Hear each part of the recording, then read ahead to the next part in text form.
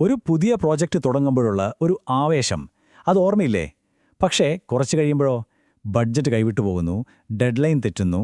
ആ ഒരു ആവേശം അപ്പോൾ എങ്ങോട്ടാ പോകുന്നേ? അപ്പോൾ ഇന്ന് നമ്മൾ സംസാരിക്കാൻ പോകുന്നത് നിങ്ങളുടെ ഏത് പ്രോജക്റ്റ് ആണെങ്കിലും അതിനെ വിജയത്തിലെത്തിക്കാൻ സഹായിക്കുന്ന ഒരു കിടിലൻ പ്ലാനിനെക്കുറിച്ചാണ്. ശരി, നമുക്ക് തുടങ്ങിയാലോ? ഇങ്ങനെയൊരവസ്ഥ നമുക്കെല്ലാവർക്കും എപ്പോഴെങ്കിലും ഉണ്ടായിട്ടുണ്ടാവുമല്ലേ? വലിയ പ്രതീക്ഷയോടെ തുടങ്ങിയൊരു കാര്യം പാതി വഴിയിൽ താളം തെറ്റുന്നത് കാണുമ്പോൾ വല്ലാത്തൊരു നിരാശയാണ്. എന്തുകൊണ്ടാണ് നമ്മൾ വിചാരിക്കുന്നത്ര പെർഫെക്റ്റായിട്ടും ചില പ്ലാനുകൾ പോലും പാളിപ്പോകുന്നത്? അതിന്റെ ഉത്തരം ഈ ഒരു ചിത്രത്തിലുണ്ട്. ഏതൊരു പ്രൊജക്റ്റും ശരിക്കും ഒരു ഞാണിന്മേൽ കളി പോലെയാണ്. ഒരറ്റത്ത് നമ്മുടെ ലക്ഷ്യം, മറ്റേ അറ്റത്ത് തുടക്കം. ഈ യാത്ര വിജയിച്ചാൽ കിട്ടുന്നത് വലിയൊരു റിവാർഡാണ്. പക്ഷെ താഴെ ഒരുപാട് അപകടങ്ങൾ പതിയിരിപ്പുണ്ട്. ഒരൊറ്റ പിഴവും മതി എല്ലാം തകിടം മറിയാൻ. അപ്പോൾ ഇതിനൊരു പരിഹാരമുണ്ടോ? ഭാഗ്യത്തിന് ഉണ്ട്. ഇതൊരു മാന്ത്രിക വഴിയൊന്നും അല്ലാട്ടോ, മറിച്ച് കൃത്യമായി ഫോളോ ചെയ്യാൻ പറ്റുന്നൊരു പ്രോസസ്സാണ്. ഇതിനെയാണ് നമ്മൾ റിസ്ക് മാനേജ്മെന്റ് എന്ന് വിളിക്കുന്നത്. ചുരുക്കി പറഞ്ഞാൽ ഈ അനിശ്ചിതത്വങ്ങളെ വളരെ ചിട്ടയോടെ നേരിടാനുള്ള ഒരു വഴികാട്ടി. അപ്പോൾ നമ്മുടെ ചോദ്യം ഇതാണ്: ആ ഞാണിന്മേൽ കളിയിൽ വീഴാതിരിക്കാൻ, ഇനി അഥവാ വീണാൽ തന്നെ വലിയ പരിക്കേൽക്കാതിരിക്കാൻ നമുക്ക് എങ്ങനെയൊരു സേഫ്റ്റി നെറ്റ്, ഒരു സുരക്ഷാ വല ഒരുക്കാം? അതിലേക്കാണ് നമ്മളിനി കടക്കാൻ പോകുന്നത്. നമ്മുടെ ഈ സുരക്ഷാ വലയ്ക്ക് 5 സ്റ്റെപ്പുകളുണ്ട്. റിസ്ക് മാനേജ്മെന്റ് എന്ന ഈ വലിയൊരു പ്രോസസ്സിനെ നമുക്ക് ഈ 5 സിമ്പിൾ സ്റ്റെപ്പുകളിലൂടെ ഒന്ന് മനസ്സിലാക്കിയെടുക്കാം. അപ്പോൾ ഈ 5 ഘട്ടങ്ങളാണ് നമ്മുടെ റോഡ് മാപ്പ്. ആദ്യം നമ്മൾ എന്തൊക്കെ അപകടസാധ്യതകളാണുള്ളതെന്ന് കണ്ടെത്തും. പിന്നെ അവ ഓരോന്നും എത്രത്തോളം സീരിയസ് ആണെന്ന് വിശകലനം ചെയ്യും. അതിനുശേഷം ഏറ്റവും പ്രധാനപ്പെട്ടവയ്ക്ക് മുൻഗണന കൊടുക്കും. എന്നിട്ട് അവയെ നേരിടാൻ ഒരു പ്ലാൻ തയ്യാറാക്കും. അവസാനം എല്ലാം പ്ലാൻ ചെയ്ത പോലെ തന്നെയാണോ പോകുന്നതെന്ന് എപ്പോഴും നോക്കിക്കൊണ്ടിരിക്കും. ശരി, അപ്പോൾ നമ്മുടെ സുരക്ഷാവലയുടെ ആദ്യത്തെ കണ്ണികൾ ചേർക്കാനുള്ള സമയമായി. അതായത് അപകടങ്ങളെ കണ്ടെത്താനും അവയുടെ വലുപ്പം എത്രത്തോളം ഉണ്ടെന്ന് മനസ്സിലാക്കാനും. നമുക്ക് ആദ്യത്തെ 3 ഘട്ടങ്ങളിലേക്ക് കടക്കാം. ഇതാണ് ഏറ്റവും പ്രധാനപ്പെട്ട ആദ്യത്തെ സ്റ്റെപ്പ്. ശരിക്കും ഒരു പേപ്പർ എടുത്തിട്ട് നിങ്ങളുടെ പ്രോജക്റ്റിനെ എന്തൊക്കെ കാര്യങ്ങൾ ബാധിക്കാൻ സാധ്യതയുണ്ടോ അതെല്ലാം അങ്ങ് എഴുതുക. അത് വലുതാവട്ടെ ചെറുതാവട്ടെ എല്ലാ റിസ്ക്കും. ടീമുമായിട്ടൊന്ന് സംസാരിക്കണം, ബ്രെയിൻ സ്റ്റോം ചെയ്യണം, ഒന്നും വിട്ടുപോകരുത്. കാരണം സിമ്പിളാണ്, നമ്മുടെ കണ്ണിന് കാണാൻ പറ്റാത്ത ഒന്നിനെ നമുക്ക് എങ്ങനെ മാനേജ് ചെയ്യാൻ പറ്റുക? അപ്പോൾ എന്തൊക്കെയായി പറയുന്ന റിസ്കുകൾ? അവ പലതരത്തിലുണ്ട്. പ്രൊജക്റ്റ് വൈകുന്നത് ഒരു റിസ്ക്കാണ്. നമ്മൾ പ്രതീക്ഷിച്ചതിലും കൂടുതൽ പണം ചിലവാകുന്നത് വേറൊരു റിസ്ക്കാണ്. ടെക്നോളജി പെട്ടെന്ന് പണിമുടക്കുന്നത്, അല്ലെങ്കിൽ നമ്മുടെ ടീമിലെ പ്രധാനപ്പെട്ട ഒരാൾക്ക് വേണ്ടത്ര സ്കില്ലില്ലാത്തത്, ഇതൊക്കെ റിസ്കുകളാണ്. ഓക്കെ, ഇനി നമ്മൾ കണ്ടുപിടിച്ച ഓരോ റിസ്കിനെയും എടുത്ത് സൂക്ഷ്മമായിട്ടൊന്ന് പരിശോധിക്കാം. 2 കാര്യങ്ങൾ നമ്മൾ ചിന്തിക്കണം. ഒന്ന്, ഇത് സംഭവിക്കാൻ എത്രത്തോളം സാധ്യതയുണ്ട്? ഒരു ചെറിയ മഴ പെയ്യുന്നത് പോലെയാണോ അതോ ഒരു കൊടുങ്കാറ്റ് വരുന്നത് പോലെയാണോ? 2, ഇനി അഥവാ അത് സംഭവിച്ചാൽ അതിന്റെ ആഘാതം അതെത്ര വലുതായിരിക്കും? ഒരു റിസ്കിന്റെ സാധ്യതയെ അതിന്റെ ആഘാതം കൊണ്ട് ഗുണിക്കുമ്പോൾ നമുക്കൊരു നമ്പർ കിട്ടും. ഈ നമ്പറിനെയാണ് നമ്മൾ റിസ്ക് എക്സ്പോഷർ എന്ന് പറയുന്നത്. ഇത് ശരിക്കും ഓരോ റിസ്കിനും ഒരു സ്കോർ കൊടുക്കുന്നത് പോലെയാണ്.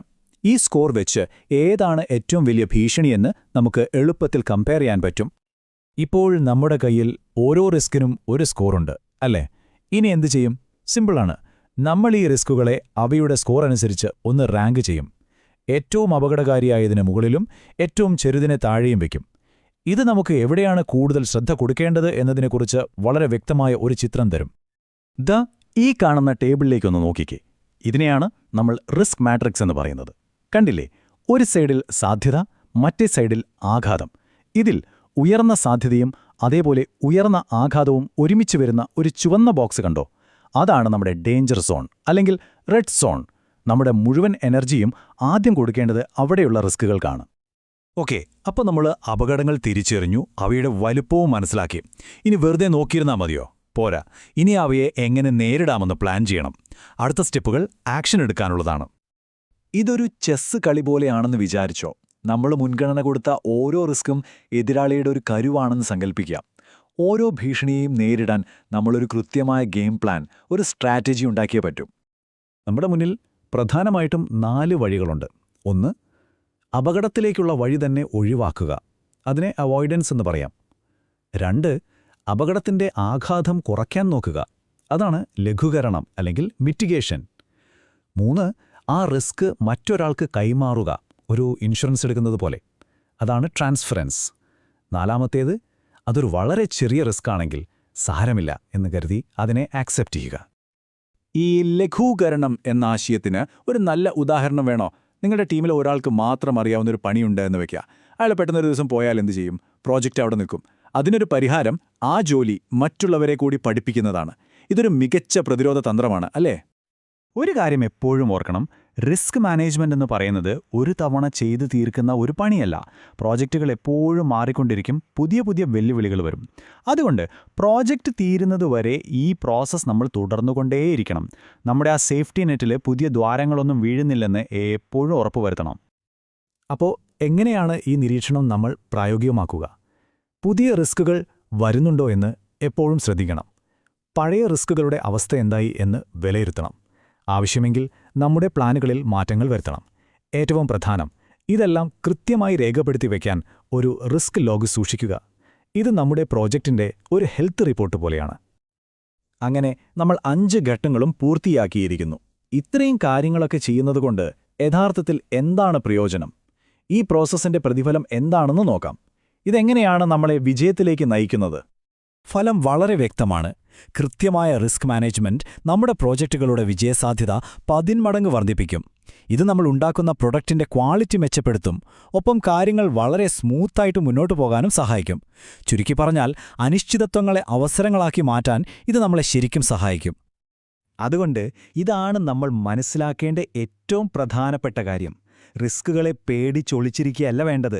പകരം അനിശ്ചിതത്വങ്ങളെ ധൈര്യത്തോടെ തിരിച്ചറിഞ്ഞ് അവയെ മുൻകൂട്ടി കൈകാര്യം ചെയ്യുമ്പോഴാണ് യഥാർത്ഥ വിജയമുണ്ടാകുന്നത്. ഈ വിശദീകരണം അവസാനിപ്പിക്കുമ്പോൾ ഒരു ചോദ്യം നിങ്ങൾക്കായിട്ട് തരുവാണ്. നിങ്ങളിനി ഏറ്റെടുക്കാൻ പോകുന്ന പ്രോജക്റ്റിൽ നിങ്ങൾ ഇതുവരെ ശ്രദ്ധിക്കാതെ പോയ ഏറ്റവും വലിയ അപകടസാധ്യത ഏതായിരിക്കും? ഒന്നാലോചിച്ചു നോക്കൂ. ഒരുപക്ഷേ ആ ഒരൊറ്റ ചിന്തയായിരിക്കും നിങ്ങളുടെ വിജയത്തിലേക്കുള്ള ആദ്യത്തെ പടി. നന്ദി.